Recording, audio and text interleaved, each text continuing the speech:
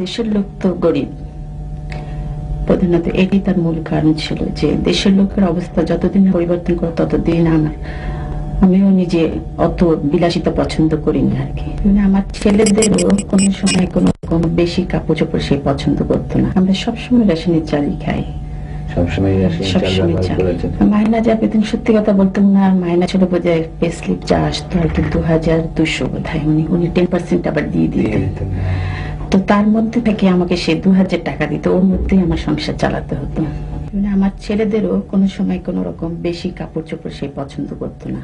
মরহুম প্রেসিডেন্ট সাহেব, তোমার আব্বার আমরা বঙ্গভবনের দর্জিকে জিজ্ঞেস করেছিলাম, বলেছে যে ওখান থেকে এসে অনেক কাপড় চোপড় ছোট করে তোমাদের জন্য বানাতো দর্জি। এরকম কিছু মনে আছে তোমাদের?